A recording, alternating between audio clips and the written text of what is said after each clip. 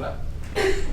Everybody should have a book. If you need one for a co-founder, you can definitely grab one while we still have them somewhere. We're going to dive into the Practice Your Pitch book, or I'll talk about that tonight. This is definitely one you should start reading tonight. It's something that's very short. I love the entrepreneurship business books that are very, very, very short. It's really a quick read. Another one that is something that I think everybody should at least get the first couple chapters in whenever you get a chance is $1 Million Weekend. We've restructured the Startup Bootcamp program around the content in this book. Noah Kagan is he was the 13th employee at Facebook, or 30th employee at Facebook. And he was really early on, he had shares that were getting ready to vest, and he was one of the first people fired from Facebook because he went to Coachella and was partying, having a good time, and he told this person he was having fun with all about Facebook's plans to go from colleges only to the wider market. And they basically said he was unreliable. He got fired about 3 months before his first set of shares would have vested. He was going to be a multi-millionaire. Wow. And he lost his job before it happened. So from there, he was embarrassed, but he started talking about his journey and how he messed up, and he owns it. He then went to, you might have heard of Mint.com? It's a personal finance app. It actually just shut down. But when he first went to it, he went to them and said, look, I love this thing, I love using it, I want to help you market it. And they said, you don't have any marketing experience, you've never worked as a marketer. He's like, that's true, but I got this really good plan. And they said, no. So he came back, showed him the whole plan, and said, I'll work for you for free, but if it works and it takes off, then you pay me my back salary plus my next salary for the next year. And they're like, that sounds like a good deal, okay. So he did it. He helped them grow from like very little, a few hundred users, to the hundreds of thousands of users and within the first year. So he got his deal. They got acquired within 2 years by Intuit, TurboTax, that company. Basically acquired the company, and he stood to make $2.5 million if he just stayed for 4 years. What do you think he did? Of course he left. It wouldn't be a good story, would it? So he leaves Intuit because he had this theory that he could make more than $2.5 million in less than 4 years by doing his own thing versus staying in a job that he knew he probably wouldn't end up liking. And he did. He went on to create a website called AppSumo. And AppSumo is it's kind of a deal site for software as a service and kind of entrepreneurs. And it's a very popular site out there. And he grew that from 0 to $65 million in revenue. And this year he released this book, and it kind of went crazy in startup world. Everybody was talking about it. People are doing it. But it's a really cool basis, and it really helped us shape what we teach in this program. And we're going to be going over the basics of it, but this will help you understand where it comes from, and it has lots of good insight. We also just learned today, you're the first ones to know, and we're not telling this publicly yet, but for our Startup Mountain Summit, our yearly conference, Noah Kagan's going to come and present, which is pretty sweet. Yeah, we'll talk about how we got that later. The SaaS Playbook is by Rob Walling. If you're in the software space, you should definitely read it. This is definitely a lead playbook on building software. If you're not, the marketing space on how you sell and market, that chapter is something you should definitely read. And last, Practice Your Pitch and the Mom Test. These are probably the two biggest books you guys should be reading as fast as possible. And I truly mean as fast as possible. We're I don't see the Mom Test in the bag. Yeah. Oh, sorry. No, you're good. No, that's a good question. And you should always raise your hand and ask. The Mom Test we have a PDF of. To get the PDF, you have to join the online portal where all of you can connect with each other and connect with us. And it's at the Appalachian Startup Alliance. And I will show you that. You should have had that in your email. Nope, I didn't mean to do that. Shoot. Hit the wrong button. Exit this. There it is. So, find my mouse. It's weird doing this backwards. So, AppalachianStartupAlliance.com.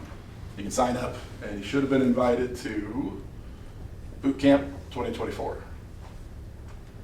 And if not, if you sign up, we will add you while we're here or when you get home. And so this is where we're going to put all the resources. We're going to be recording every single lecture, so you can refer back to it. When we're at our other location at the chamber, we'll be able to do some Zoom and things like that for other people to listen in, just not here this time. And all the content, everything else, the PDF is actually already there for you to read. So it's another beautiful, short book. And so we provide all these to you. These are kind of the main two we want you guys to jump in.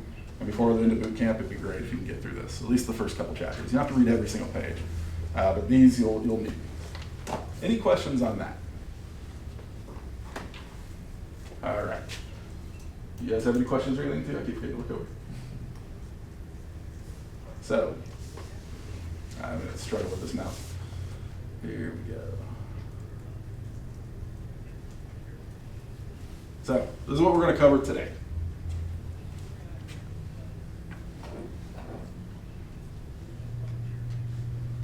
We're going to cover a lot. Other programs, and I'm not saying anything bad about them, they're great programs. Co-starters, they teach you a lot about businesses, but it was designed for small business and staying very, very local and kind of small. But if you're an artist, it's a great thing for that. A lot of programs will be marketing boot camps, and it's kumbaya. It's like, oh yes, this is great. We call it boot camp because we treat it like a boot camp. We want to take your knowledge and misconceptions, or you might have ideas that you think are 100% certain. We want to break those down and find out if that is actually going to work. So we move quickly. There's a lot of content and a lot of stuff. This will probably be the slowest day, but we'll move. If you find out you don't understand something, you just have to ask. This should be informal, it should be chill. You guys are a cohort of other entrepreneurs, and the best information you're going to get is not just always from us, but it's from each other too. And so we want to always give to each other before we get. So try to reach out. If somebody has, asking for questions, or they're saying something you think's not right, we don't have to be jerks about it, but we want to nicely say, this is what we think. And like, I'm not sure about that, what do you think about this? It goes both ways. If somebody's giving you feedback, you gotta try not to be defensive. You really gotta build that into your system. And if there's anything we get out of this 9 weeks, we're gonna try to make it so that you can take very critical feedback on your ideas and come out of it completely just going, well, why do you feel that way? Instead of getting defensive. That's a big piece to this. The bootcamp format, we do this because we can do this over the course of a year, but we're able to pull resources and people together from all over. We've got lawyers, we've got accountants, we have other people on standby, we have mentors and coaches that we're going to figure out what you guys need, and we're going to pull them in and bring them in. So the format allows us to make a real difference in your startup absolutely as fast as possible. So that's why we move quickly, that's why we do it within a 10-week program. Again, you're not supposed to come out of this and just all of a sudden be this big, huge company. We're trying to give you the tools to continue to grow, as well as the network and resources, all within 10 weeks. We're going to set a bunch of goals over the next 10 weeks too, and that's not goals for us. It's easy for us. We just have to give you ideas and challenge you. You guys are going to come up with what those goals are, and we're going to try to move those forward. Our roles as coaches, mentors, and for you guys as mentees, really the goal of that is to soak up as much knowledge as you can possibly get. Right? We're going to connect you to people. They've committed to this meeting with you, so if you say you're going to meet with them, meet with them. Things happen, totally get it, but contact them, reschedule, do whatever you can to go. It looks bad on the program if you don't do it, but I'm less worried about that as much as that's an opportunity for you to grow. But if you meet with a coach or a mentee and it's not a good fit, it's okay to be like, I just don't know if that's the right fit for me. You can tell us that, and we'll go out and try to find somebody else, and we'll pull somebody else in. Between me, the board, our advisory board, and just all of the connections we have within the Tri-Cities and beyond, we will find somebody that can help you. It's a very impressive board with some crazy connections. But it's our goal as coaches to challenge what you think. One of the issues we have is entrepreneurs, especially in the beginning, they have this great idea, they get excited about it, and then they hit the ground running, things are going well, and they hit a wall. And it's the most common thing is to hit the wall, get back up, and just hit it again. And it's like, at some point I'm gonna get through this thing, and you just keep hitting. And at some point you either gotta go around, over, or through it, but you gotta find that way to do it. And that's what we're trying to help you do. The expectations of this is really to be here and to give feedback. Things happen. We already had one thing happen where somebody's not able to come tonight. It's a perfectly valid reason. Totally understand. We just want you to communicate with us before. And if you're not here to help somebody else. And so we want you to be here. Again, things can't happen. We get it. We typically do 3 missed attendances, but we're flexible on that as long as we understand what's going on. If it's something for your business, we get it. You should go do that. Like if there's a deal or something and you got to fly somewhere, go do that. We don't want this to slow down or hurt your business, but just communicate back and forth with us. It's going to be a rapid 10 weeks. We also guarantee that we're not going to give you any BS assignments. So anything we ask you to do, even if it seems kind of weird, there is true value in it. And it's nothing that I haven't actively done myself. And I'll highlight those things. Like we're going to do a business model canvas. Who's heard of business model canvas? Everybody? All right. We got one, we got two in the back. Two people in the back. We're going to do that, and it can feel like a worksheet, but it is something I've legitimately done over and over again, and it's the best thing, way better than a business plan. And then the books and recommended reading, you will thrive on pitching when you talk about this, and you will truly understand how we teach pitching. And the Mom Test has revolutionized how startups do customer discovery and interact and connect with customers. So, hey, come on in. So, any questions on kind of the expectations of how the flow of this, how this goes? All right. Is anybody afraid to ask a question? No, but I do have a question on Yes. you last. Yeah. You asked if there were any questions. Yeah. How did you get Noah Kagan to come? I read the book, and I used what he says in his book against him, and we'll talk about this in the marketing Okay. section. Okay. And I used that against him. I sent an email that I knew he would like, and he didn't respond. And it really drove me nuts. So I teach a class at ETSU on an entrepreneurship lab. It's kind of boot camp, but over a whole course of a semester. And I went to my class and said, hey, how should we get him to come? And my students were like, we're going to find where he lives. They started to make me a little nervous. Like, did I unleash the Kraken? But we came up with a plan, and we storyboarded it. We came up with a whole plan of what if we go after all of his latest Instagram posts and comment on them and comment on each other. And we had 12 people, I think, all doing comments on them. And then throughout the next few days, they kept commenting on them about, hey, well, that's awesome. You should see this. He had a post about meeting Bill Gates, and they're like, meeting Bill Gates is awesome, but not as nearly as awesome as the Startup Mountain Summit. That's good. And we got a response from him to my email, and he said, real short, he's very quick and short to the point, on my honeymoon, don't think I can make the conference, we're expecting a baby, but maybe we can work it out. I'm like, oh, that's interesting. But I was like, oh no. So then he says, maybe we can work it out, maybe it will work. And then I'm like, he's on it. Like, I actually didn't know, sorry, he didn't say he was on his honeymoon. He just said he wasn't sure he could make it. And then like Adriana figured out he was on his honeymoon during this time. And I'm like, ooh, I'm a jerk. I couldn't believe he responded during that. Right. And then just this morning, he just brought up my phone number and texted me. So I get out of the shower this morning, I'm like, Noah Kagan? That's cool, So we've been talking back and forth. But it comes down to asking. That's right. And asking in the way your customers will like. And a lot of that all comes from this. I'm going to keep doing this. I do not make any money from these books. This costs us money to buy you guys these books, or not this one, this PDF, but these books. But I refer back to this because I learned the strategies and those ideas and these things. And I did not have these when I got started. I learned a lot of this stuff really the hard way by failing. But kind of this will help accelerate you guys. Before I forget, I think you guys, I don't know if you all met him, but we have Adriana Du in the back. She's our program director at Founders Forge, and Isaac Deal is our marketing director. And so they also have lots of input and ideas and things as well. And if you have problems, you can reach out to me, you can reach out to Adriana or Isaac. So, any other questions?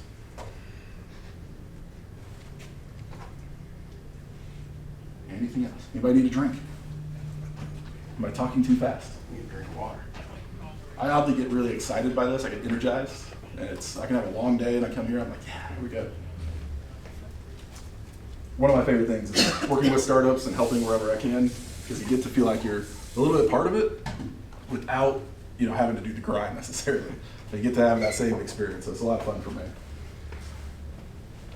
So what we're going to cover today is why we pitch and how to pitch your startup. And we're talking about that for a lot of different reasons. It's not just for money. We're going to dive into the Mom Test, what it is, and how you talk to your customers. And we're going to talk a lot about doing things that don't scale and what that concept is and how that works. And then we're going to talk about $1 Million Weekends, validating your startup part. And so there's a lot to cover, but I'm excited for Bootcamp, and it's going to be a fun 9 to 10 weeks. I hope you guys are all ready to really focus on your startup. One last thing, you guys are all at different stages. This is probably this is actually the biggest boot camp we've ever done. We used to limit it to 10 people. Out of the 25 applicants, we just couldn't say no to you guys. There was just so much opportunity here.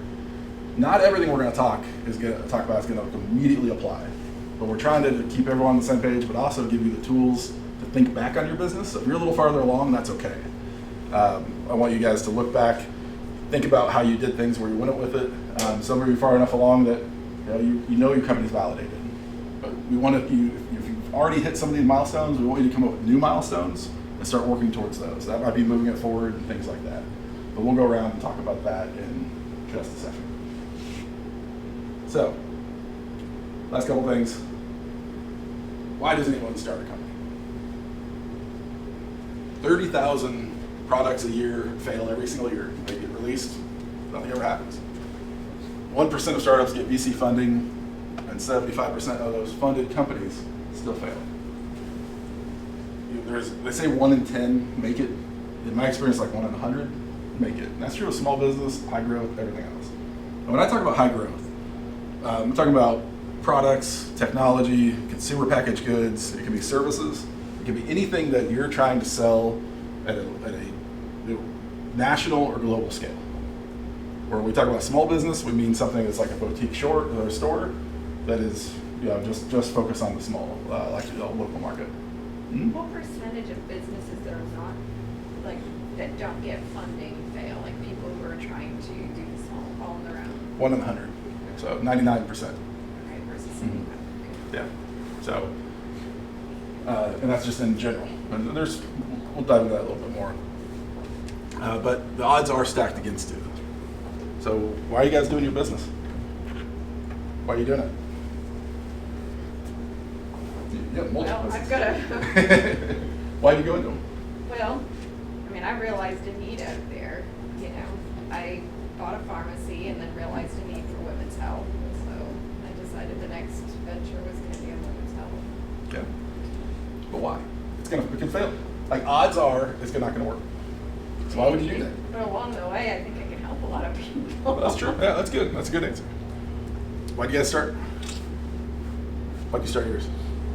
Because I knew if I didn't try, I'd fail anyway. So I was like, well, if I try, then, I don't 100% fail, just to try. Absolutely. Definitely. What about you? I mean, I started to help, but I have a lot of people asking me for my expertise, and I don't know how to get it out there. So. Yeah. It's almost like you have to do it. Right. These are all good reasons to start a business.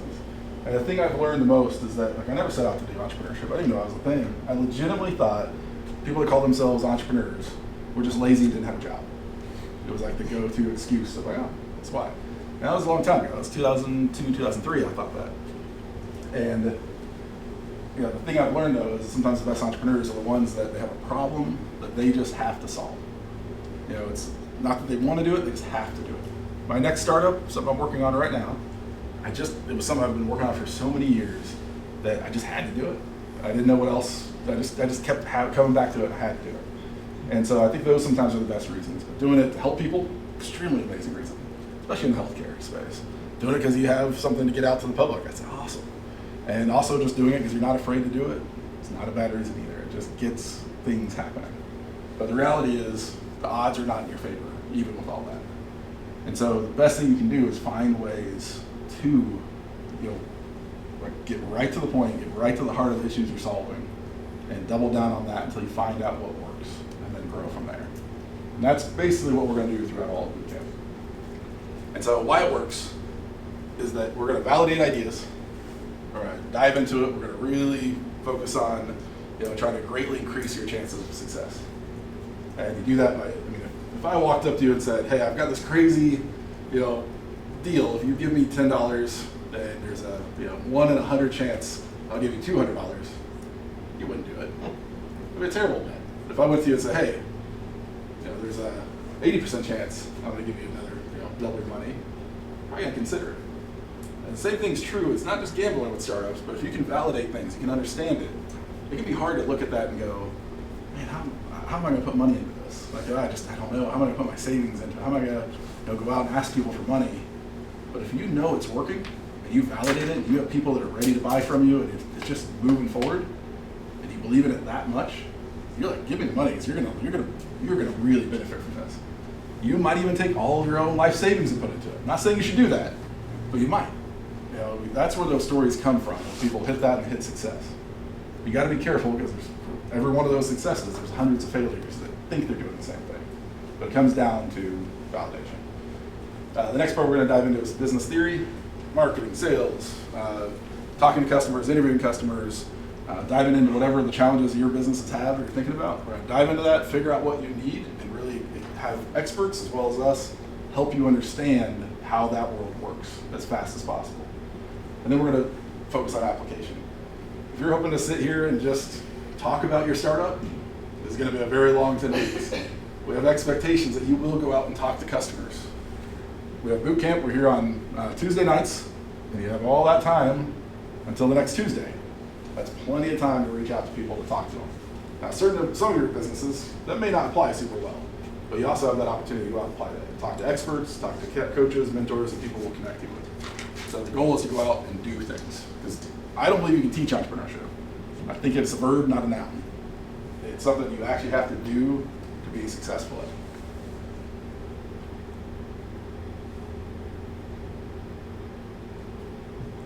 So, we're going to be focusing on education, your ability to listen to customers, accelerating to move things faster, and we're very big on accountability. So if you say you're going to do it, you got to do it. If you can't do it, you got to tell us why. Does that make sense?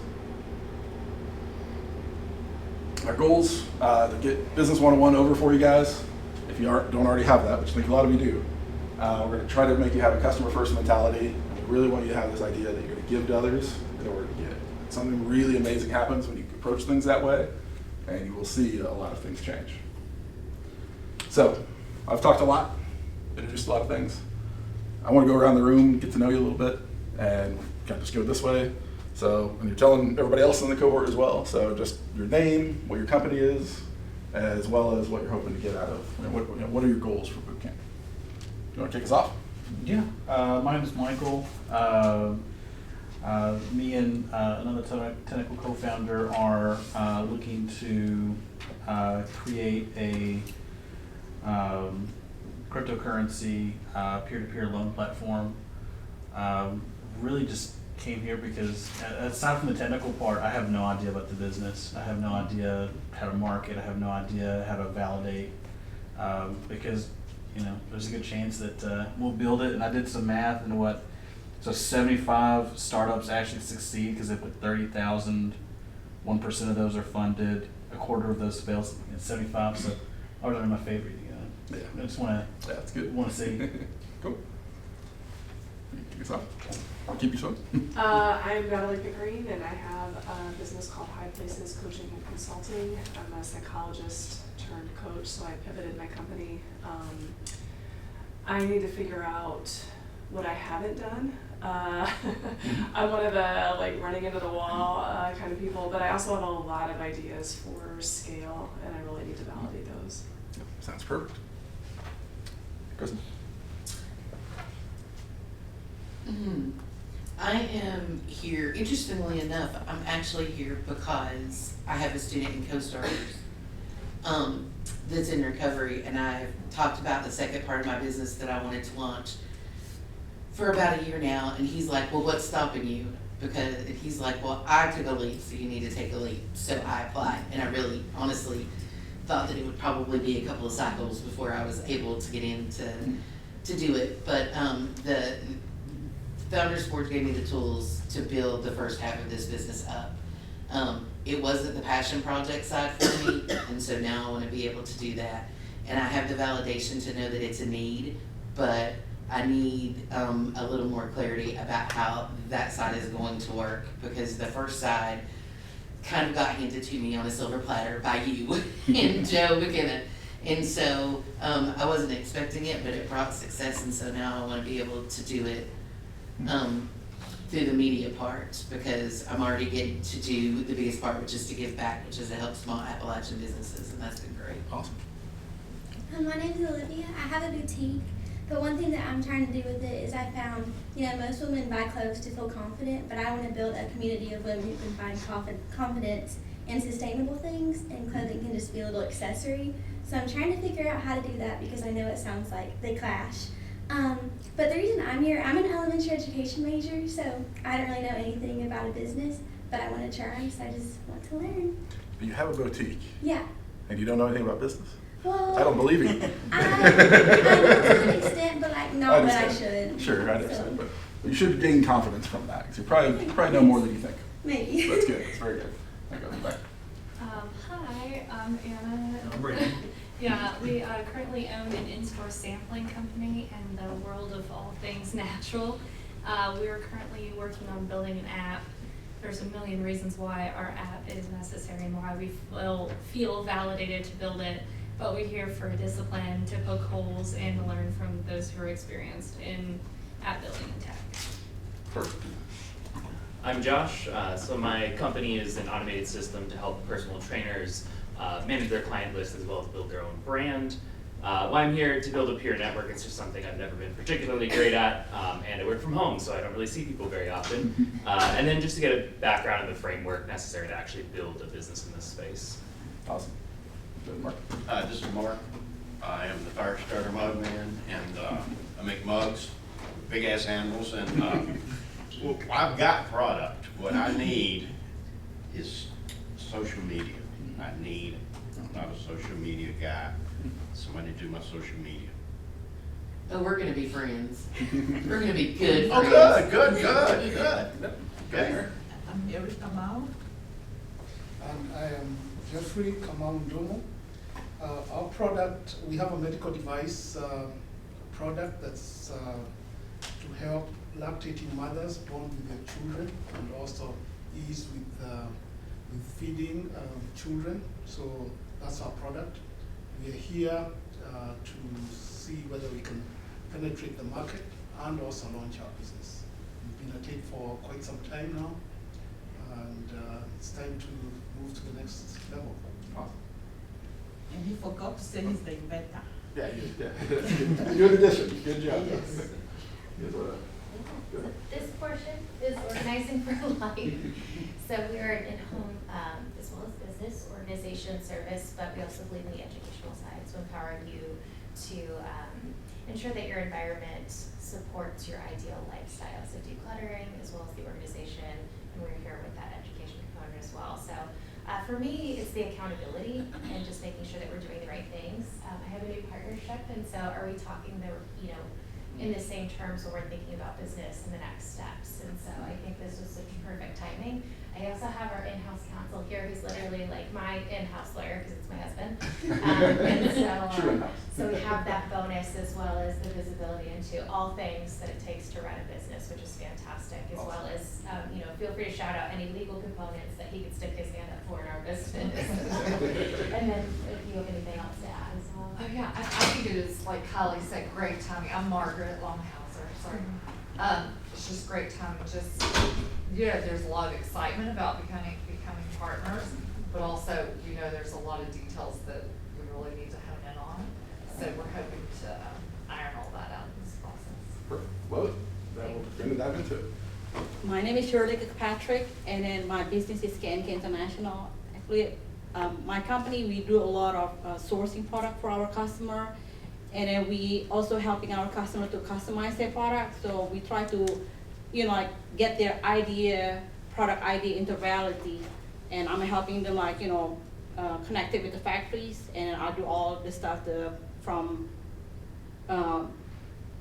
custom design, and then from logistics and then manufacturing, I'll do all the stuff.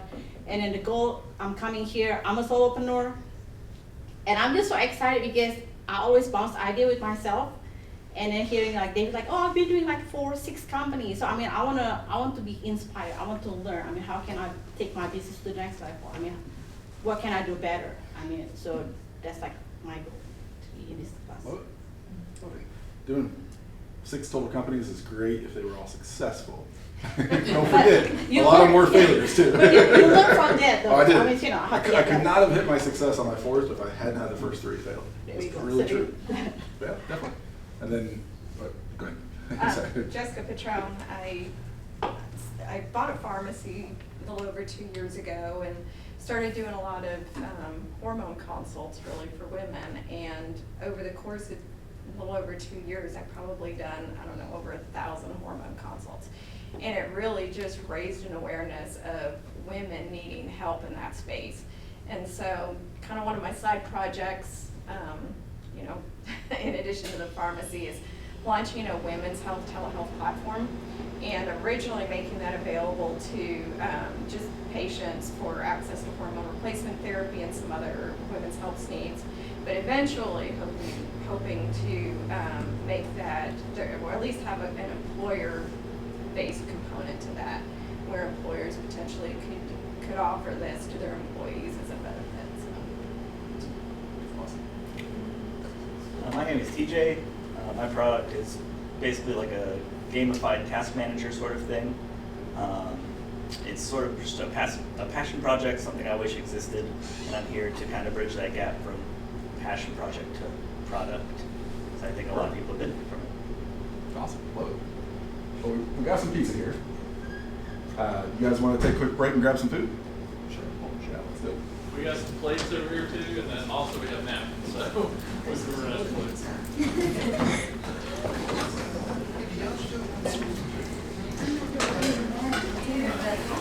Oh, yeah. Well, there should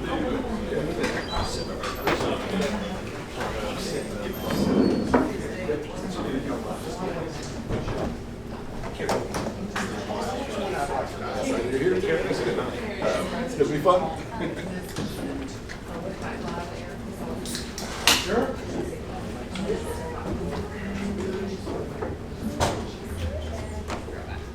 Here's the big desk.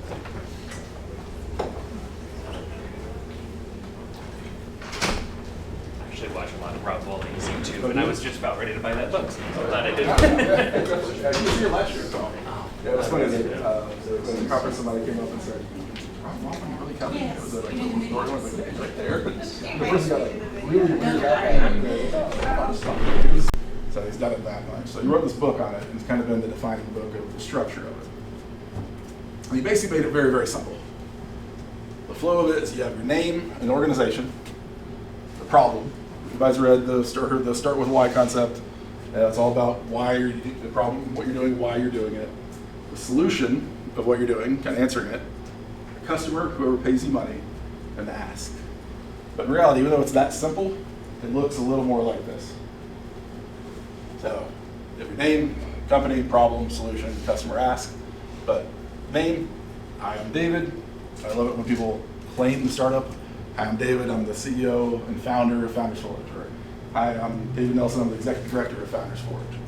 Like, you are a startup founder, and you need to own that and tell that to people, especially when you're in a networking event or you're pitching. So they want to hear from the founders of the business. Everybody loves. Have you ever met the founder of a tech company or product you use? Isn't that kind of cool in a weird way? When we did BrewFun, I was sitting there and my co-founder had a t-shirt on, it was a BrewFun shirt, I wasn't dressed up with anything. And somebody came up, oh, where'd you get a shirt like that? He's like, oh, well, you have to work for the company. He's like, oh, you work for BrewFun? I was like, well, and I just went, oh, he's a founder. He's one of the co-founders. And they were like, no way. They were at what used to be Bar the Waters, and they're like, they took pictures with him, they had him sign autographs. It was the most crazy, funniest thing ever. And every time he tried to say, I was a co-founder, I'd cut him off and be like, yeah, he's the man. And it was so much fun seeing that. But people get excited when they know you are the business and that is around you. The problem itself, Simon Sinek, this will start with why concept. People buy why you do something, not what you do. If you tell them, hey, I'm building a crypto lending platform, nobody really cares. They want to know what the lending does for them. If you say, hey, I help people get money that traditionally couldn't get that, or I help people get access to funds that they normally couldn't access to do, small business purchases, that's what they care about. And those fine differences, that why behind it, makes all the difference. From there, kind of diving into the problem, you want to come up with a solution. And this is the gotcha. Startup founders and service providers, coaches, they love to list everything they do. And it's a feature dump. We're like, oh, I do this, or service is done. And they list all these things they do. And while that's great, it doesn't really help them understand because they don't care about 80% of it. So you want to be short and short and concise about what you do. So if you have a problem, you should talk about how you solve the problem, but as concisely as possible. The next part of it is that who are your customers? Who actually does this? Now, some of you have challenging aspects of this where your customer might be somebody who uses an app or is part of a community, but they don't pay you money. You might have sponsors and other people that pay you money. So the true reality of that is your customer is the one who pays you money. All those other people, they're just kind of a side benefit. They're just users. So who's going to pay you money? And so that's who you want to be speaking to. That's who you want to let people know who your service is for. And when you're talking to a big room of people at a pitch competition or a big networking event, you want to have it so that when you talk about your pitch, those customers or people that know those people are introduced to you or they come up to you. And then last, you always want to have an ask. You always want to ask for something. I was mentoring with one of our startups in the area, and he was just struggling to make sales. And he would have all these meetings, and he'd talk about how great they were. And it sounded awesome. And finally, after he didn't get a sale for almost a year, I finally said, why don't I just come sit down with you at one of your lunch meetings? And I went down, sat down with him, and heard it go through, and he was phenomenal. He was a great sales guy. The customer was excited and interested, and everything went great. And until the end of the night, he bought, sometimes even the customers would buy, they'd be so happy they'd buy the bill for him. They'd fight over the bill. I just kind of sat there quietly, didn't say much. It was that weird, awkward third wheel. And the guy got up to leave and went to the bathroom and he was going to leave. And I looked at my friend and he said, see, like, what do I do? He's like, this is what keeps happening. I'm like, well, you got to ask. What do you ask him to buy? He's like, well, I'd like to send him an email. Send him an email? Like, he's excited about it now. Ask if he wants to buy. And so we talked about it for a while. He left the bathroom and he was leaving. And my friend chased after him and talked to him and said, we don't want to sign up. He was the first beta customer. And it sounds so simple and trivial, but entrepreneurs tend to make pricing and asking for money really weird. If you went out to a restaurant, you had an amazing steak, everything was cooked perfectly, and the waiter came up to you and said, you asked him, oh, can we have our bill? We're ready to go. And he went, yeah, let me look at this real quick, and I'll go talk to the chef, and we'll send you an email later. You'd be like, what the heck? And you'd probably be like, well, I'm screwed. I can't afford this. Why did I come here? But that's what we do all the time with money as entrepreneurs. So you gotta have an ask. You have to know what you want and get set out with your pitch to get what you want. And it's not always money. It can also be asking for resources, certain people, expertise. It could be all these things. But if you're gonna stand in front of a group of people and tell them about your business, why would you just walk away from that and be like, oh, I'm sure people will come up to me? You want to open that door and allow people to come in and ask them. People hate to be sold to, but they love to buy. And they love when they really want a purchase. Your goal is to find those people, and that's what your pitch can do. So, does this all make sense? How do you practice? Or how do you pitch? I feel like you're gonna make us do it. How do you pitch? Practice. I'm so glad you brought that up. That was very, very inquisitive. The only way to do pitching is to learn and do it. So, we're going to pitch. I hope everybody's excited to get up here. To make this easy on you, I'm going to put this up. You're going to start with your name, which is going to be an intro, it can be a hook, it can be something very short. We're going to do this 2 minutes or less for each person. It has to be fast. Or we'll run out, it'll be 8 o'clock before we leave. So, this is not a time to tell everything. You want to have intro, who you are, CEO, founder of your business. What is the problem you're solving? What is the solution? Who is it for? Who is the customer? Who pays you money? You don't have to talk about anybody else. And what are you asking for? Any questions? Anybody want to go first? I always ask if somebody wants to go first. Then I pick. I want to go. All right, Mark, you're up. Okay. Camera on. Hello, my name is Mark Sutton, founder of Firestarter Mug. As I said earlier, I make mugs with big ass handles, 30-ounce stainless steel mugs. The problem is I brought my mother for Mother's Day a mug. I looked online, I found a Turbis tumbler that had a built-in mug, but the handle was so, I mean, a built-in handle, the handle was so thin, she couldn't palm it. She could only, it's only about as big as a pin. So I made a big, it's bigger than a quarter, smaller than a 50% piece. It has a storage compartment, which you can store your cash, or it will hold a lighter. It does come with a silicone cap on top if you don't want to, have a lighter in it. You can cover up whatever you have in it. So that's what I have. So who's it for? Who's it for? Yep. It's for everybody that drinks, and everybody drinks, whether it's water or an adult beverage, or yes. And what's your ask? What's my ask? Yep. My ask is, would anybody like to purchase one? Only $20 a piece. Good job. All right, thank you. All right. Good. I knew that was gonna happen. You figured it out. Last time I did this, there was a whole gasp from the audience. Well, this is good practice for the TED Talk. So hi, I'm Kylie Wade of Organizing for Life. So I'm an owner of a professional organization business, which probably resonates for any of you who maybe feel overwhelmed by clutter in your home. I like to joke that Amazon keeps us in business because those boxes come in, but things don't go out as frequently as they do.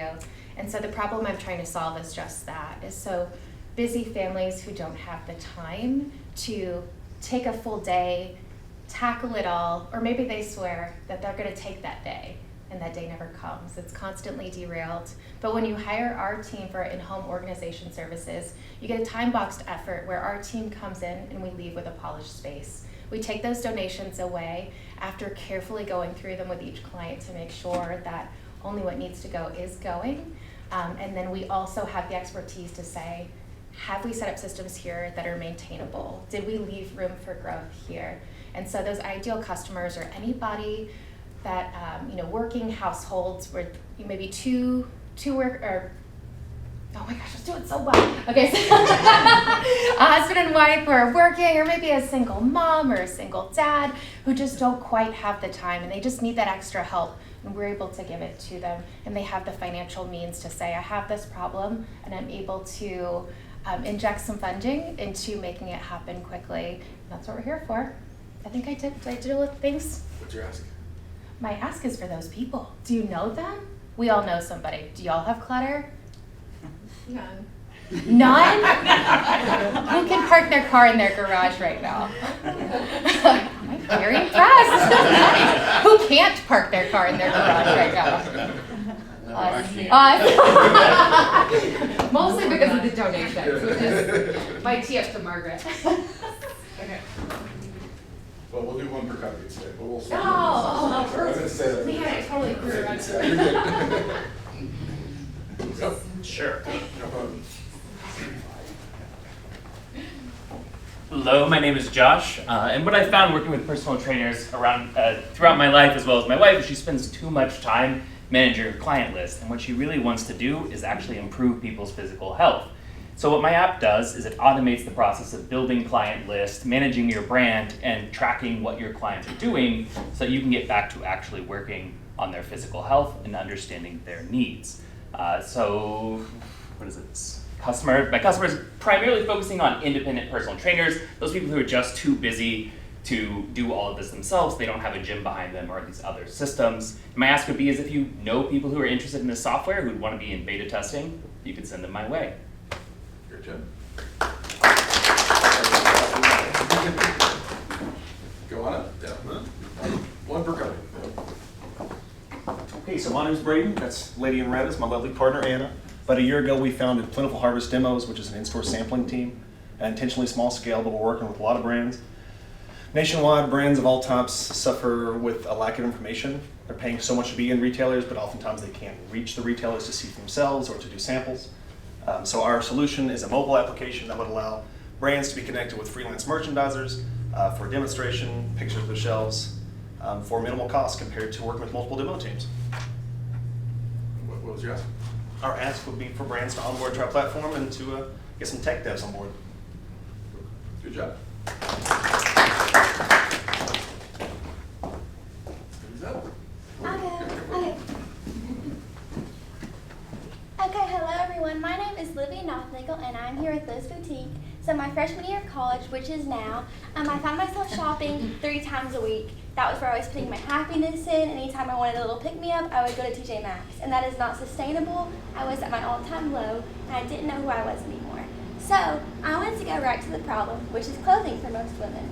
They find things that make them feel confident or happy and things outside of, fun material things. So I figured what better way than to start a community that goes hand in hand with a boutique that can help uplift women and help them know, hey, your clothing is just a fun accessory and your confidence can be found in other things. So that is my customer, and my ask is just if you know anyone who loves to shop but probably needs to hold back a little bit or find other things to do, then send them my way. Good? Yeah.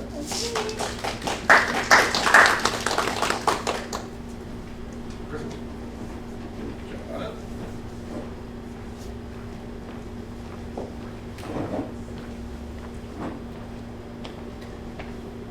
I am Crystal Carter. I am the founder and CEO of Appalachian Vibes Media. We've all seen a depiction of media in Appalachia, and none of it is ever positive, but imagine if people were able to immerse themselves. Uh-huh. Thanks. No. He ought to write his. So imagine if you got to... I wasn't looking. Okay. Yeah, he reprinted his. I didn't see I just have the smart studios technology to do mine. Imagine if you could immerse yourself in the true world of Appalachia, the new Appalachia that we have here, the vibrant music that are coming from such great people like Amethyst Kia, or if you were able to see some of our vibrant nightlife, our music, our traditions, but in a new form. Only we don't see that in media, but I'm about to make this happen. So I've worked for the last couple of years developing a true pro-Appalachia media platform that we will have podcasts and stories. We will have live events and music. Eventually we will have documentaries and a magazine. So we are hoping to help bring Appalachian small business, the interesting people and food and life we have here, out to a whole new world of people who now, with the touch of their phones, are able to see what air life is truly like.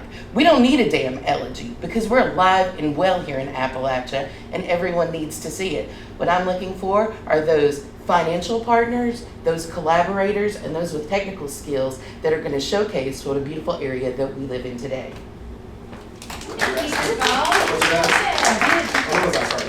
Yeah, that was the ask. Financial partners, Yeah, that's right. collaborators. You did it so good. I was so excited. Why would you take your phone up there? You don't look at it. And I didn't know somebody else had one. I didn't know you had something. I was fiddling. That's fair. Yeah. I So think no, because ChatGPT is my binky at this point. Not at this point. No, we want to hear you, not ChatGPT. So you can clothe us for the next time we do this. I actually drove here 8 hours from Ohio where I was watching the Solar Eclipse. My name is Dr. Natalie Pickering. I am the founder of High Places Coaching and Consulting. Women of influence and leadership are reading other people's how to lead field guides. So as a clinical psychologist, cross-trained in organizational development and a board-certified coach, I bring all of my expertise and experience to help women writing their own leadership field guide. The only way to lead is from your own identity. My customers are women in high impact leadership situations, and if you know them or their teams, I would ask you to connect me to them for one-to-one coaching for expedition leadership adventures on cruises and other fun products and services.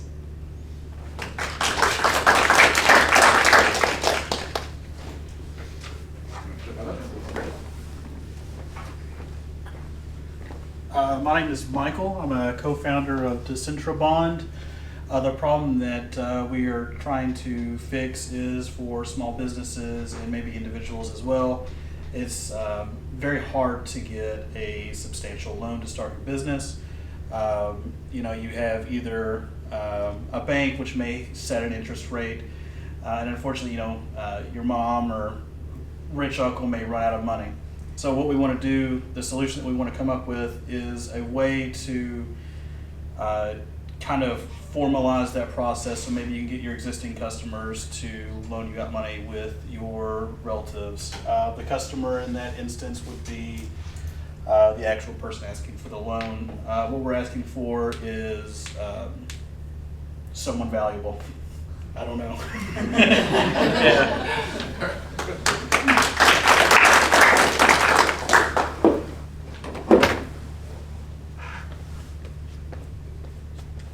So my name is Jessica Petrone, and I have been a pharmacist for over 20 years. I hate to admit that, but that's the truth. And during that time, I've spent really all of my career trying to find custom solutions for patients.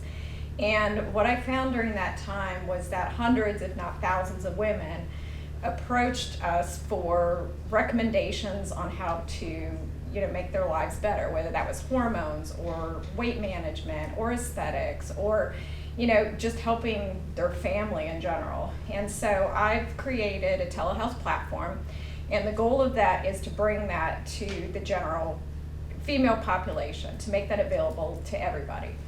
And hopefully the goal is that those women will find this as a resource and be able to bring providers and connect those with these patients.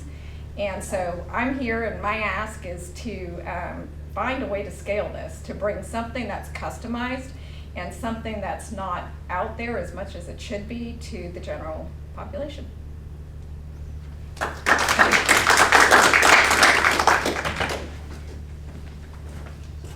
Hey everyone, my name is Shirley Kirkpatrick. I'm the owner of KNK International. My company, we do source, custom design, produce, and then logistic for company. And then we're working with different sizes of company, from distributor, importer, and also like Amazon seller. And then most of the problems that my customer have, they don't have like a team in overseas, to do manufacturing, to do the freight forwarder, to do the custom. So become like a one-stop solution for small businesses, how to partner globally with our company so we can help them to import their products smoothly. So I always like asking my customer, I don't want to be their vendor, but I want to be their partner. So who wants to partner with me?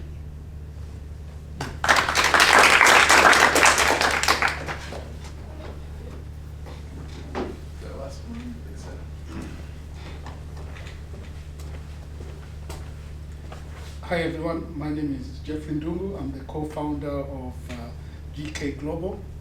Our product is a medical device product that helps mothers, lactating mothers born with their children, and ease and the pain so that the mothers can be able to prolong the nursing period.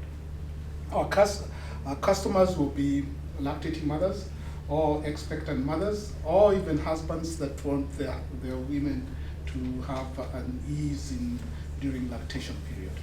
What I'm asking is for funding to create working prototypes so we can get them out in the field to make sure that people see our product and be able to build up our product as well. Thank you.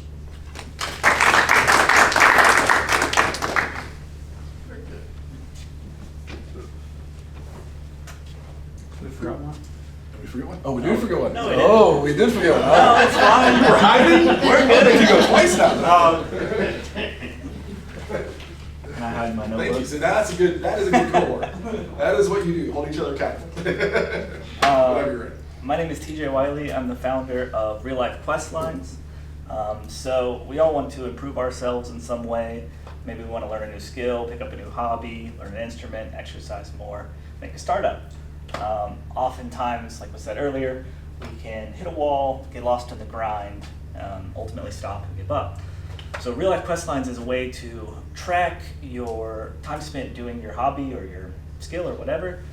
It's a game in which the mechanism that you level up your character is the time you spend in real life doing the goal. So you work in real life, you progress in the game, you get to play the game, and that's it. So customers, anyone who wants to play it, and I guess the ask is come play.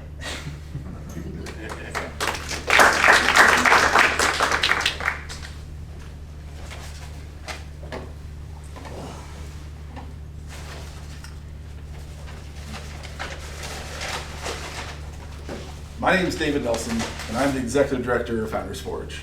And I don't know if you know this, but entrepreneurship and innovation can't happen in Northeast Tennessee. And if it could, it would have happened already. Now you might be a little confused hearing those words, because if you know me at all, you know my entire life has been entrepreneurship.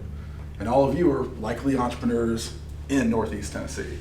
But these are words I constantly hear, from the very first time I started helping entrepreneurs. And that is why I formed Founders Forge. We're a 501c3 nonprofit that is dedicated to the underdog entrepreneurs in Northeast Tennessee and beyond. And we help entrepreneurs in 3 ways.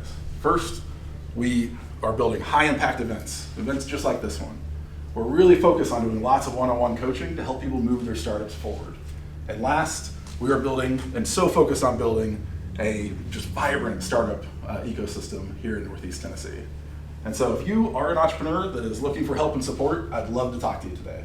And if you know somebody that always has one of those crazy ideas, they're always trying to solve everything, and maybe that annoys you a little bit, that is fine. Send them our way, and we'll listen to all those ideas and hopefully make one of those into being something just a little bit better to help our community and maybe even change the world. Thank you.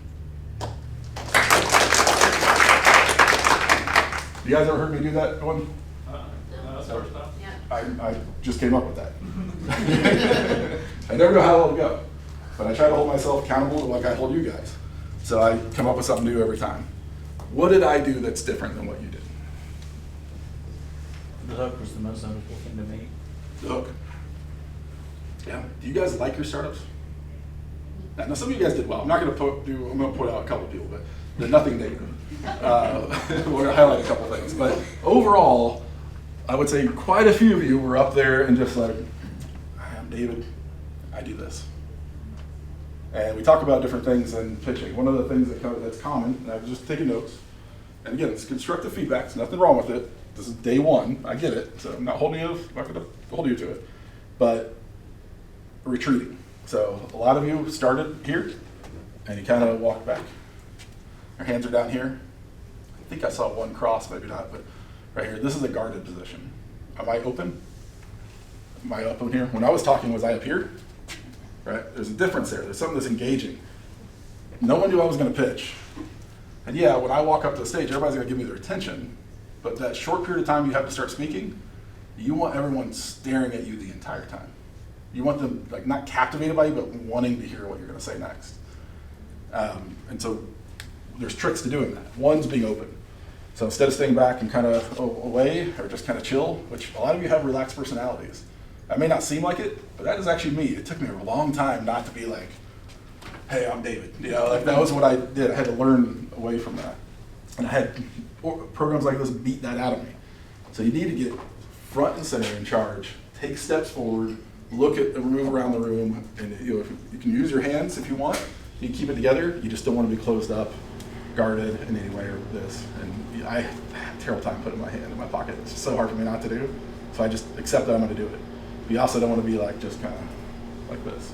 So if you found yourselves doing those things, that's okay, but we're going to call it out in the future. A couple other things. This is a time when you're pitching. If you're not excited about your startup, no one's going to be excited about your startup. I talk about Founders Forge 100 times a day. I have to muster the energy to come out and do what I just did and seem very passionate about it. Did I seem passionate? You tell me if I'm not. You call me out if you don't think I'm walking the walk. A lot of the asks, which I know we're still on day one, very weak. I loved yours. Was yours? If you want to do it, what was yours? Just a valuable person. Just valuable person. I love it. Too vague, right? Well, that's okay though. I know we're going to dive in and figure out who those people are. But you want to have that strong ask, and it can be a few asks. I could have told you that leading into that and led with this, but it's more fun to do it yourself first, in my opinion. Maybe it's more fun for me. So avoid retreat. If you feel yourself take a step back, take a step forward. That's the time I'm shrinking away, open up, right? And we're going to work on these things a lot. Some of the language. Are you hoping this is going to happen? Someday I really would like for this to happen, or do you believe it's going to happen? I didn't say I want to improve the lives of entrepreneurs. I say we do these programs, we offer this. You're doing it right now. All of you are doing your businesses today, so you need to use that type of language in what you're doing. You need to take ownership and be passionate about it. You don't have to be crazy about it. But if you want to come in and scream and yell, I'm all for it as long as it makes sense. All right, this is okay, a little bit of critique. 20 years you've been doing a business. And I know you're afraid, like, oh, I don't want people to think I'm old. But when you undercut yourself a little bit like that, for humor, I totally understand why, but you chose to say, 20 years, it's been a long time. So people think, oh, that is a long time. Or maybe they think, oh, maybe she's older than I thought she was, or something like that. What you want them to say is, I have 20 years of experience, so I know what I'm talking about. And so that's the change of words that we want to make sure we focus on, is that I have 20 years of experience.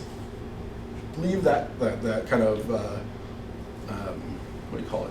Humor when you make fun of yourself. Deprecating humor a little bit, like leave that to the side. That this is the moment to be fully confident. And if it doesn't feel like that's who you are, fake it. Right? Just come up with that persona and eventually you'll turn into that.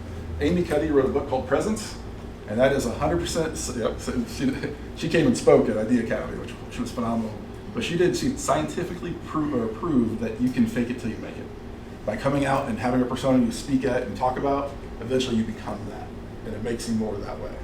And she did a lot of research on that. She also did power poses and things like that, which we'll talk about later. The other thing, almost everybody, we did 2 minutes, everyone was about a minute, which is not a bad thing. It's good to be less than there, but you had so much more time to fill. And that comes from experience and practicing this. You'll know how to fill that time and how that goes, but just so you guys know, we're gonna keep time and tell you. I was shocked no one went over. I was a little disappointed. I accidentally tripped alarm on somebody, sorry. But yeah, nobody went over, which is good, but we want to fill that time. No, Jeffrey, you basically talked about your solution before the problem. You kind of wrapped it up, but you really want the problem to be, let me ask, why is it a problem?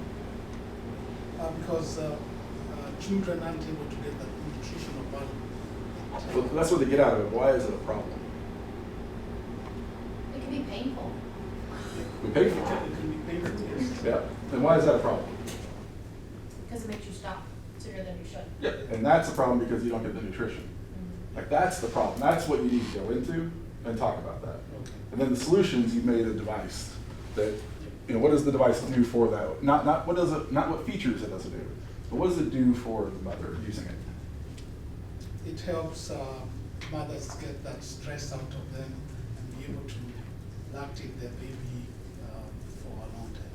Yeah. So yeah, there's it reduces the stress, the pain, and the anxiety, and everything that goes along with breastfeeding. That's the solution.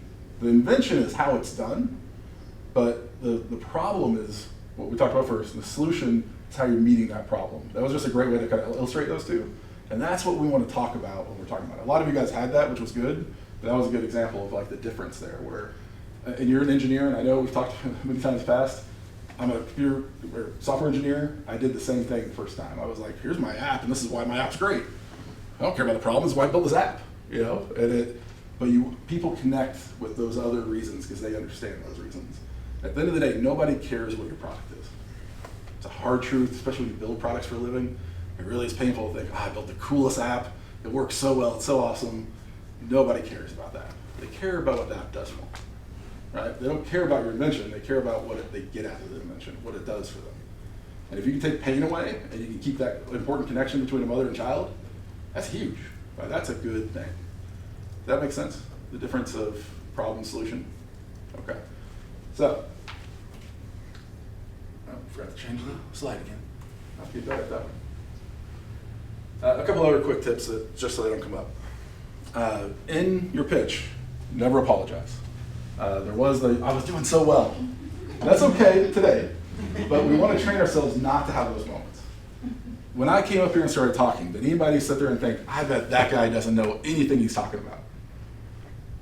Or at least I usually get one person not nodding as a joke. They nodding. But no, like when you get up on a stage and you're talking in front of people, they all assume you're the expert. Your level of credibility is here. And anytime you try to do something that kind of like say, oh, I didn't have enough time to prepare today, or oh, this is on a whim, I'm just not quite ready. I like to, anytime you do that, you feel like you're reducing the expectations, but what you're really doing is reducing the credibility. And it's like, if you're not ready, why am I listening to you? Let's go to the next person. And so even if you have a moment where something breaks or goes wrong, you keep going. Right, so we're gonna train on that. The other thing you never, ever do, and this is gonna happen, I still, every once in a while do it, and I expect you to hold me accountable to this, but we never apologize on pitching, during the pitch. You never say, I'm sorry. It's the most innate thing to do something, you go, oh, I'm sorry, and then kind of continue. But we want to fight that out of our system. And so if anybody, while pitching, says, I'm sorry, we are gonna yell, don't apologize. Okay? And point your finger, don't apologize. Right? And they will laugh, it'll be a funny thing at first, and then we'll work on that, going through it. And it'll get harder as we get closer to like 5-minute pitches. But we want to have that ability to talk about this in a fast, concise way, but we want to get all of that information out. Now, what is the goal of a 2-minute pitch? Is it to get somebody to write you a check? Nobody's gonna write you a check. I mean, if that's happened, it's a 1 in a million shot, but nobody writes you a check. What's it? It's practice. It's practice, but you do use it. You may not all be official, but you might be at a conference and everybody's, what do you do? You want to be able to naturally go into your pitch with the parts that matter. It may not be like, you've already said who you are. You're like, I'm David, founder of, you may not do these parts. But you want to be so fluent with it that you're ready, you can go in with it. The other thing is that we practice the 2-minute pitch. One, to get everything down, but also the goal of that pitch is to get the next meeting, right? You're gonna be in rooms full of people that you won't know if they're your customers or if they know a customer. And we had the craft beer app. I didn't know if anybody there even liked craft beer sometimes. But my goal was wasn't just to get people to sign up and use the app. What I really needed was somebody that knew a brewery. And I would ask, if you know somebody, if you own a brewery, you know somebody who does, I'd love to get an introduction to them, or if you even have a favorite brewery, I'd love to talk to you. Come up and let me know what it is. I'm always looking for the next place. And if I was in a different town, I'd ask, what is your favorite brewery? And people would come up and talk to me about it. But the amazing thing happened is that 1 out of 10 people knew somebody that owned a brewery, and they could make an introduction, or they would tell me who the key person I really needed to talk to was. And that information came. And a few years ago, I did a presentation at a conference, and during that conference, I thought I did real well. I had a lot of good Q&A, and I went off and stood to the side where everybody else stood to the side after their presentations. And unlike everyone else, no one came up and talked to me after the event. Every other person that spoke had like a line of people, and a lot of them had to go out in the hallway just to like answer questions, keep the discussion going while the next presenter went on. And I was like, well, damn, I sucked it up. Like, that sucks. And I went out to like the after party of the first day, and I had to do the talk again the next day, and I was not excited about it because it must have sucked. And I was talking to one of the other speakers, and he was like, oh, you did a great job. And I was like, yeah, I don't know. I don't think it was my best, talk. And he was like, no, why would you say that? And I was like, well, just nobody came up and talked to me. And he said, well, you didn't ask. And it was one of those obvious things I just never thought of, but he's like, you're at a position of power, like you're the presenter, you're the one talking, you're the pitcher, whatever that is. If you don't open the door, making people feel comfortable to come to you, they're gonna be like, well, I probably shouldn't bother him. But all these people might be customers, might be resources and everything else. So you gotta ask to open that door for them to feel comfortable approaching you. And so I did it that next day, did the same thing, and I even kind of remember awkwardly being like, I was like done, everybody clapped, and I was like getting ready to walk off, and I went, if anybody has any questions, I'll be down here to talk. And did this awkwardly, and I had a huge line of people asking me all these questions, and then we had to move to hallway. I was like, son of a bitch, you just have to ask, right? It was this crazy moment. And so that's why we hammer in the ask. And that's why we don't want to apologize. We want to keep our credibility high. Any questions on pitching?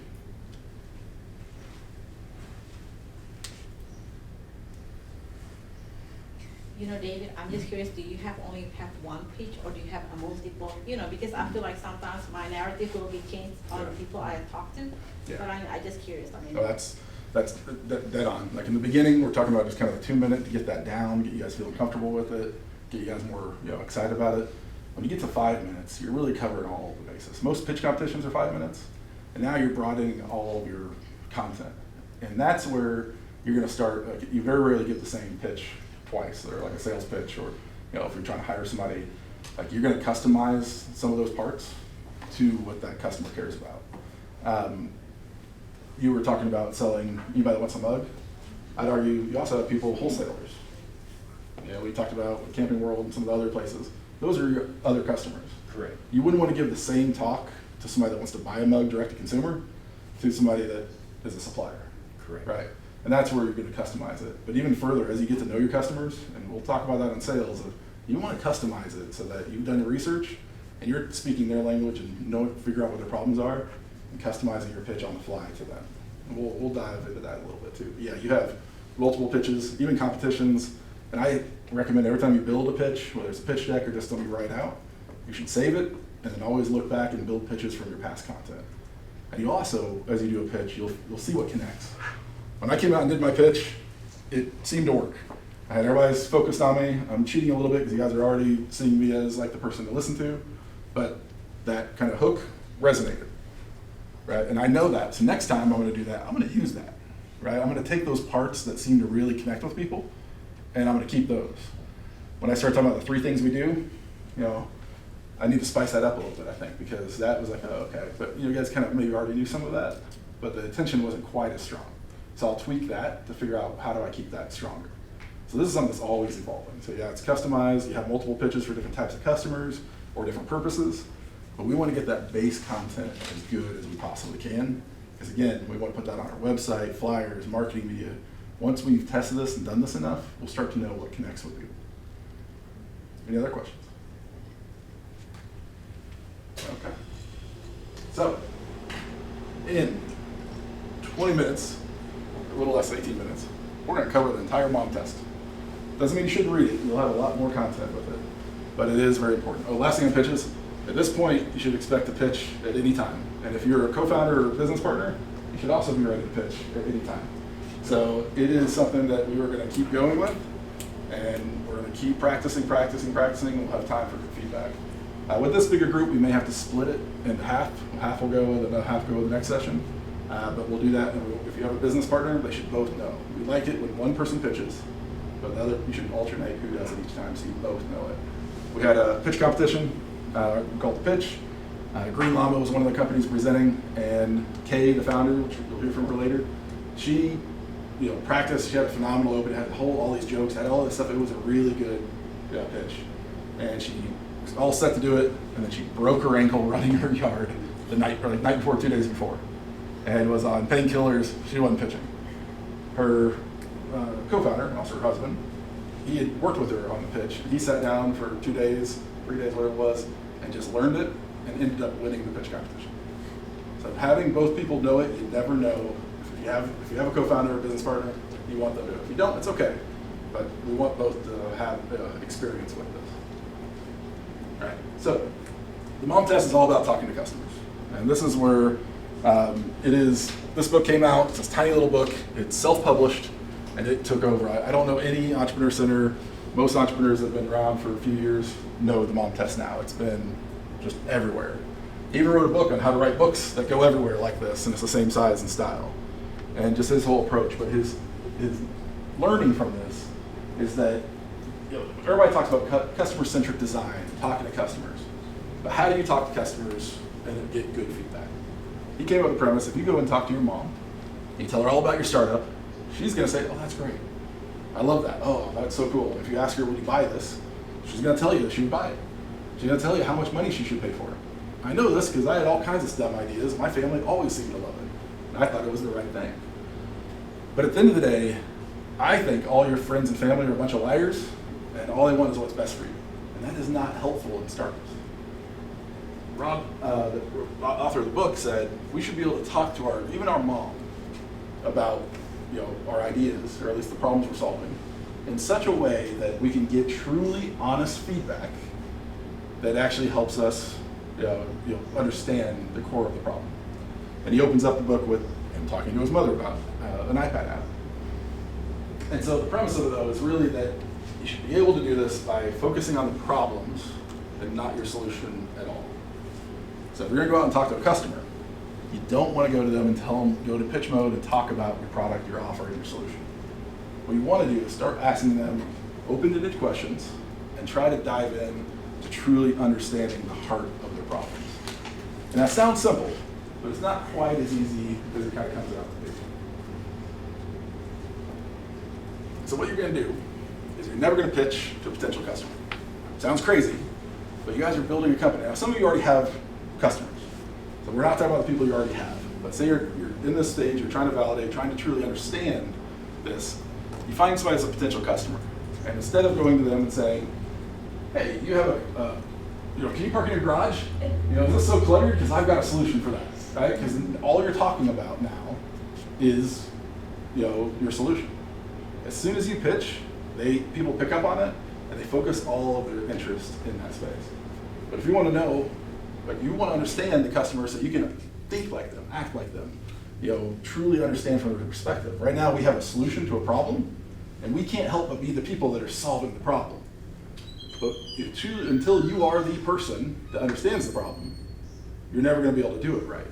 Now, the argument is that, if I'm solving my own problem, then hey, that's right. That's only one perspective of that problem. Like I've had, next company I'm starting, I've had this problem for like 15 years. And I know I am a perfect customer for this problem because I'm the one who came up with it. But that was not enough for me to go out and try to do my business. I ended up talking to about 50, maybe 60 companies over the course of a few years before I would even consider going after it. Now I didn't have to wait that long. I really didn't want to do another startup, so I just kind of did it, here and there whenever the opportunity arose.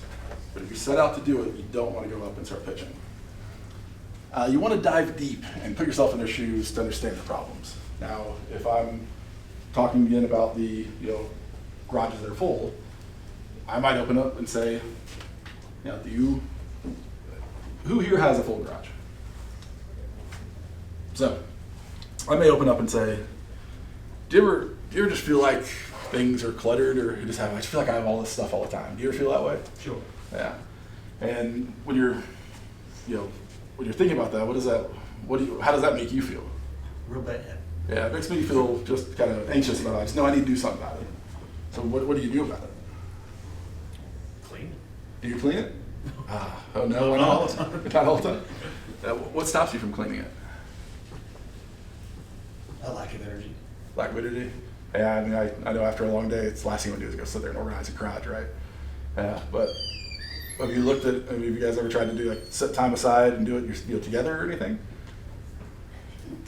That ends up being me doing it. Well, so I noticed something there. You guys had that look at each other, and it almost looked like you're laughing. It looked like there was a contention there. Like, do you wish you did it more?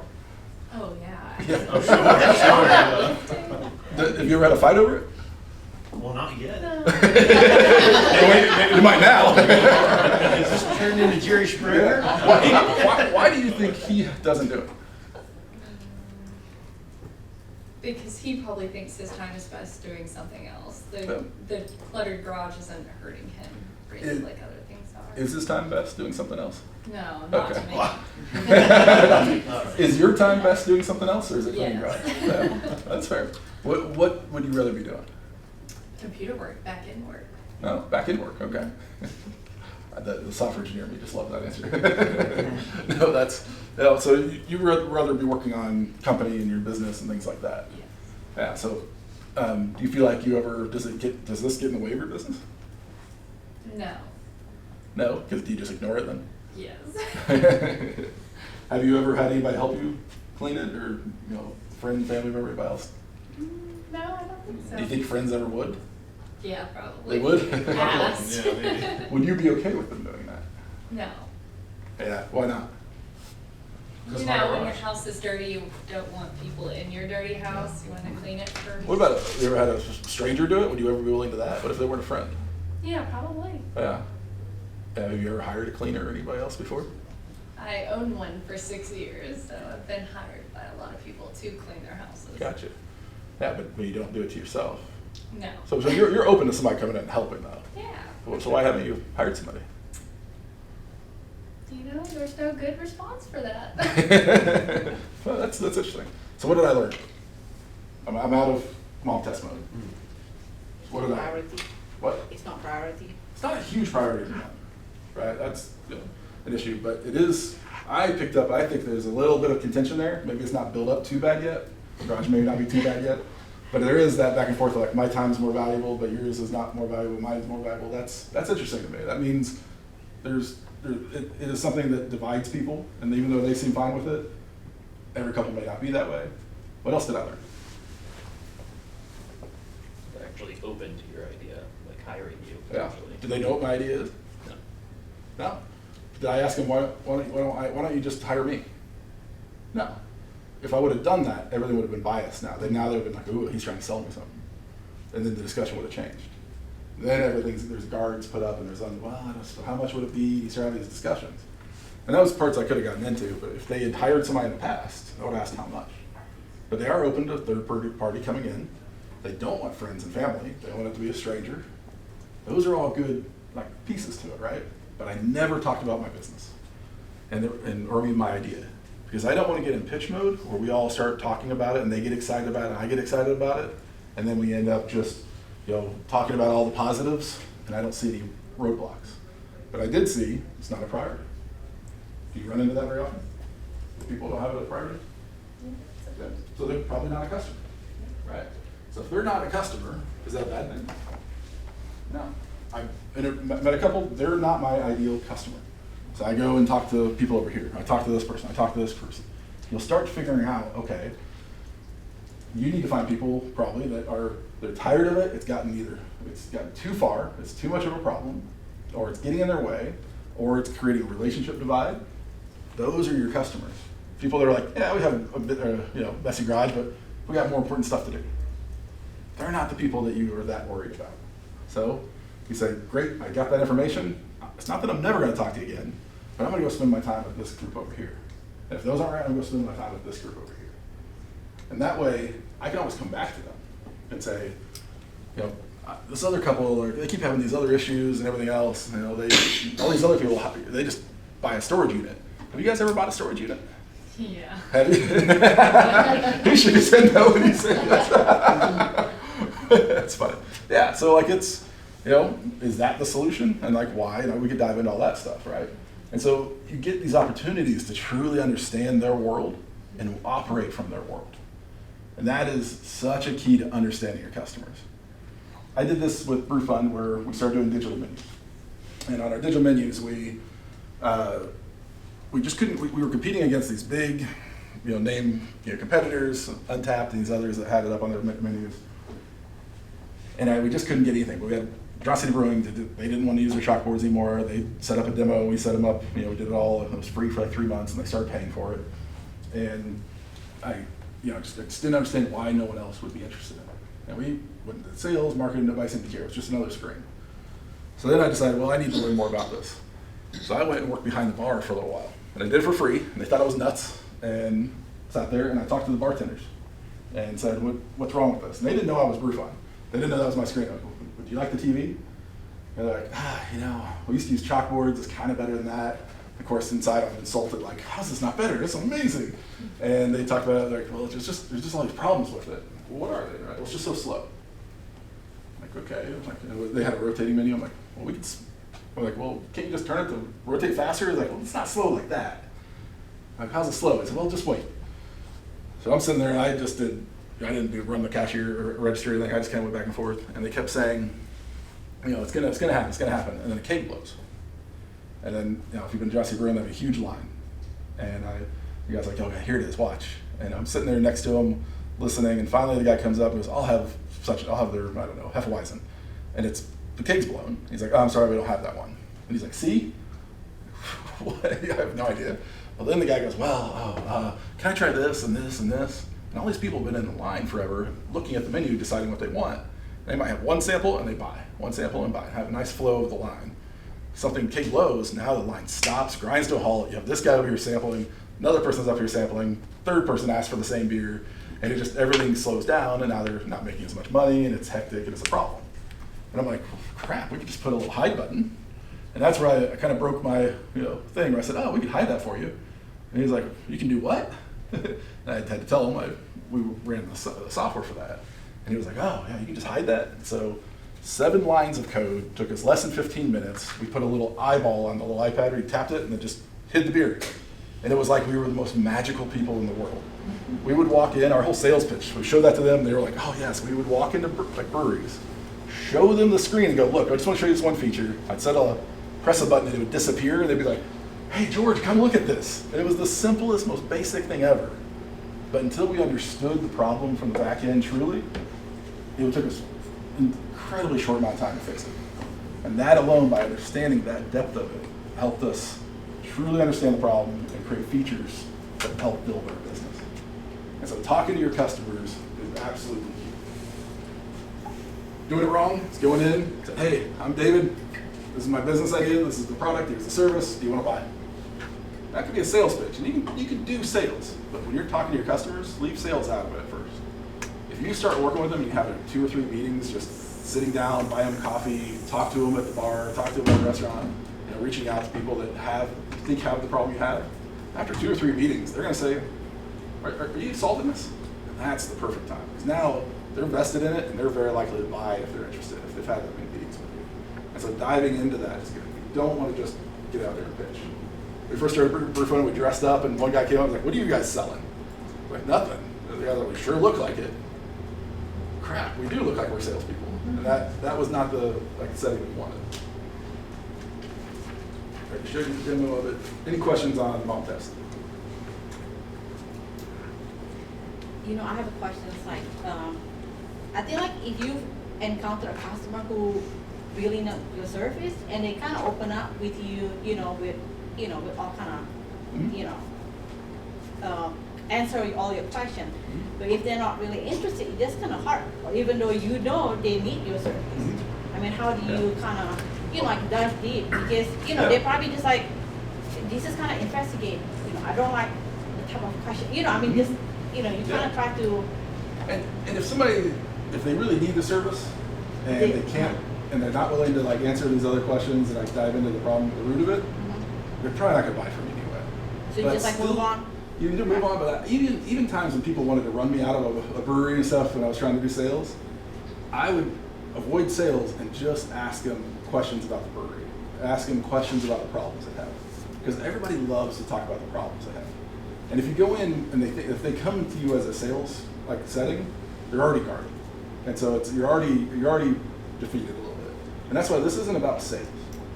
If you go out and have a sales call, you're gonna have a sales pitch. And if they don't want to answer questions, or if it's not going well, I switch from sales pitch to just being curious about their business. Like, what can you tell me about this? How do you do this? And I just ask questions because I have a unique opportunity to learn from them on what is important to them.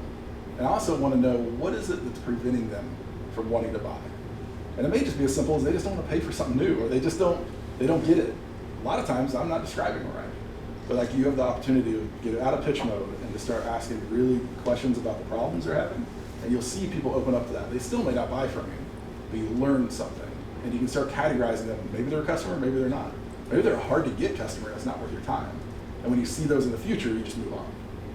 And so that's how I approach that. But what we're talking about on this part is also reaching out to potential customers, not for sales, but just to learn, right? This is the validation piece. We're going out, reaching out, trying to find out more about them.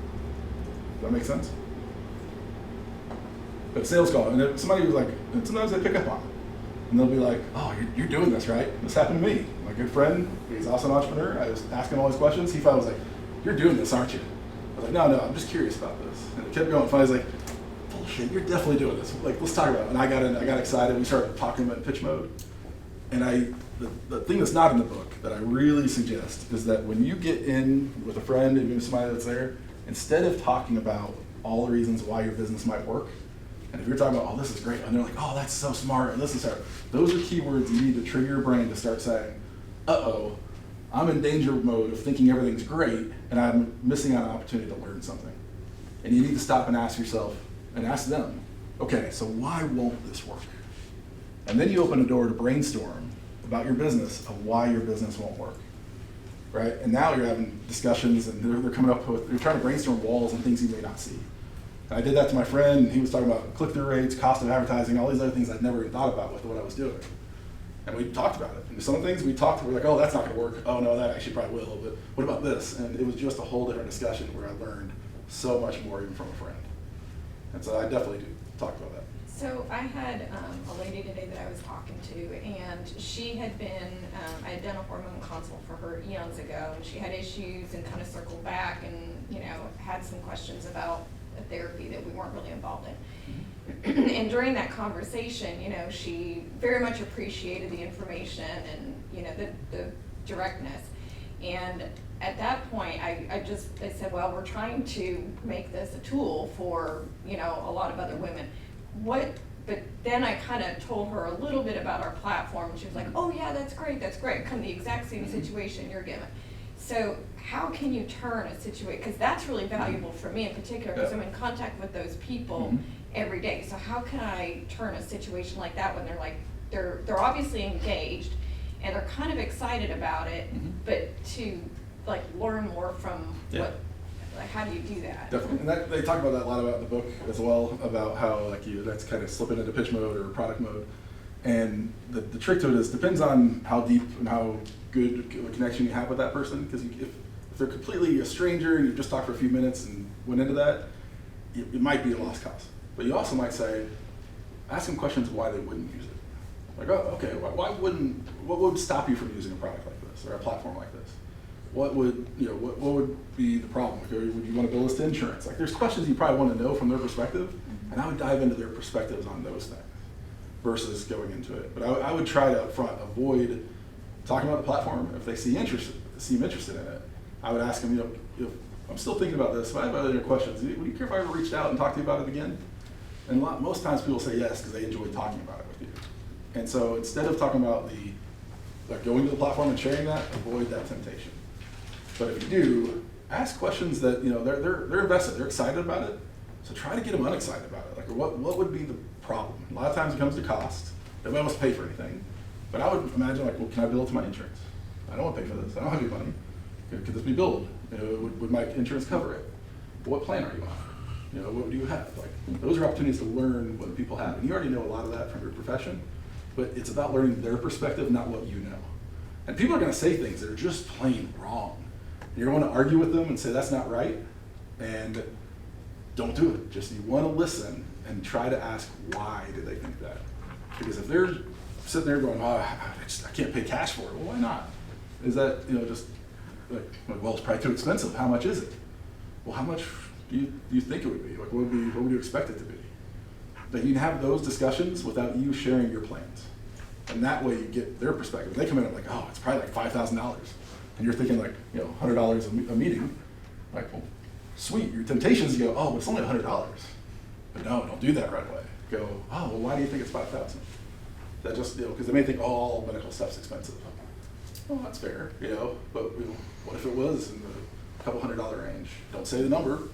Oh, I might pay cash for that. Like, you'll have those moments and those engagements that you're learning, and you have to train yourself to be there to get to the root of the data, the understanding of their perspective, and avoid selling them. For all of your businesses, let's say you go out, you get 100 people on your company. 100 people buy your product, jump on your community, all this other stuff, and you screw it up so bad they all get pissed off and they leave. Is your business over? What about 200? So you piss off 200 people. What about 1,000? So what are you worried about one customer for? What they say, trying to make that one sale. It's not about, like, you can't be afraid, that you're going to miss out on a sale, because if you get all this right, you're going to have a whole lot of sales. And I guarantee you will screw up relationships with customers. People will hate it. People just will disappear on you. It seems like they're perfect.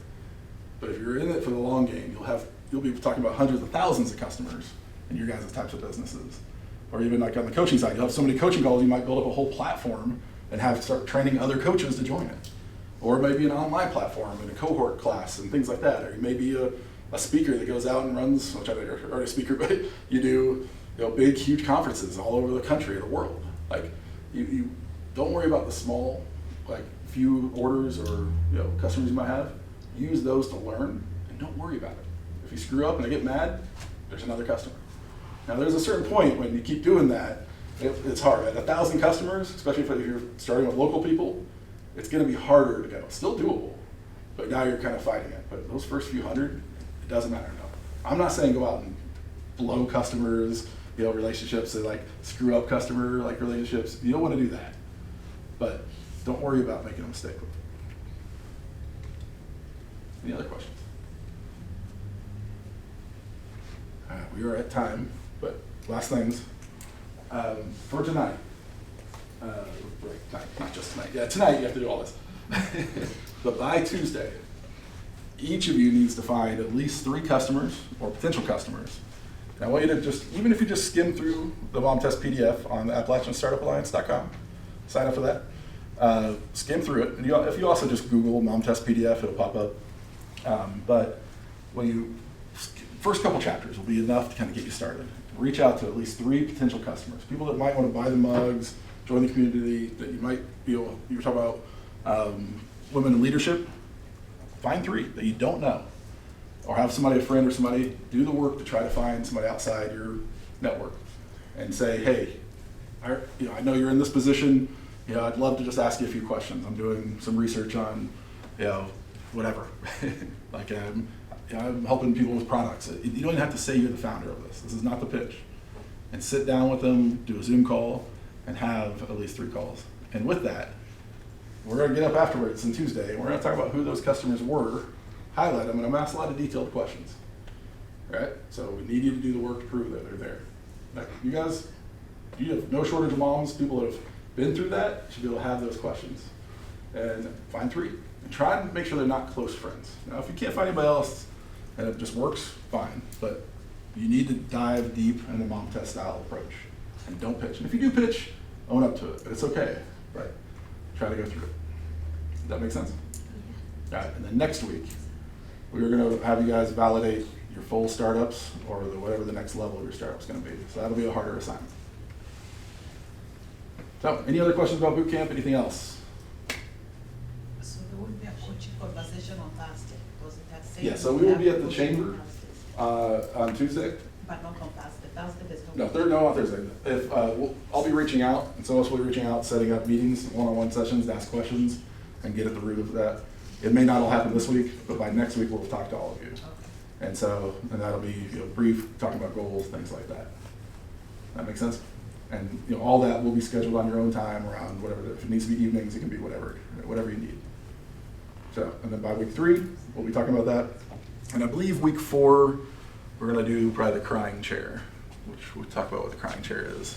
That sounds scary. Week 3. Oh, it is a difficult thing, but you will all come out stronger from it. So, We're all friends here. yeah, the first time I went through something similar. They didn't call it the crying chair. I've made it way better.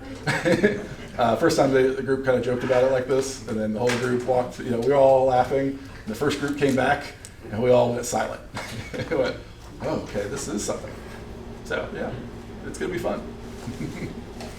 Any other questions? Let's get a picture. Oh yeah, let's do a big group First picture. boot camp. Yep. Also, while we're gathering for that, I just want to make sure, if you haven't joined the Alliance yet, you want to read the Mom Test. It's in your Bootcamp folder under Bootcamp resources. That section right now is the only resource there. So that's a PDF and a link online. And then David, that's where David will be posting as well. We'll have recording, we'll have any other materials, supplemental materials, so. Yeah, all slides will also be on there. Yeah. So. Y'all just want to come up front, I'll get y'all up here at the TV. Try to arrange it. Did it ask you on the next email? Yeah. But I'm gonna help. If I do, go back and do it.